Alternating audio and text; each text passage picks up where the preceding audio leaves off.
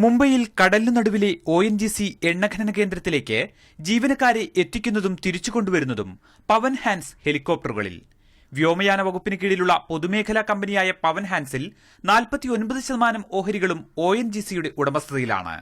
എന്നാൽ പവൻ ഹാൻസ് അപകടങ്ങൾ തുടർക്കഥയാകുമ്പോൾ യാത്രയിലെ ആശങ്ക ONGC association of scientific and technical officers അസോസിയേഷന്റെ ഓഫ്ഷോർ സെക്രട്ടറിയും ONGC മലയാളി അസോസിയേഷൻ പ്രസിഡന്റുമായ വിൽസൺ തോമസ് ചാക്കോ മറച്ചുവെക്കുന്നില്ല.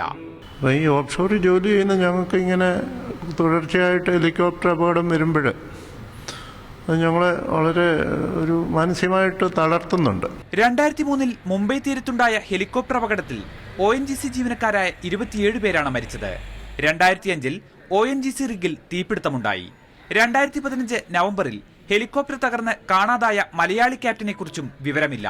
ഇപ്പം അടുപ്പിച്ച് പവൻ ഹാൻസിൻ്റെ 2 ചോപ്പർ പോയിട്ട് അതിനകത്ത് 2 പേര് മരിച്ചതിൽ ഒന്ന് ക്യാപ്റ്റൻ ഈശോ സാമുവേലായിരുന്നു. അത് ഞങ്ങൾക്കൊക്കെ വലിയ വിഷമമുണ്ടാക്കി. കാര്യം ഞങ്ങളുമായിട്ടൊക്കെ വളരെ അടുത്ത സൗഹൃദം നിലനിർത്തിയിരുന്ന ഒരു വ്യക്തിയാണ്. സുരക്ഷ ഉറപ്പാക്കാൻ ഇനിയെങ്കിലും നടപടികൾ കൈക്കൊള്ളുമെന്ന പ്രതീക്ഷയിലാണ് ONGCയിലെ മലയാളികൾ ഉൾപ്പെടെയുള്ള ജീവനക്കാർ.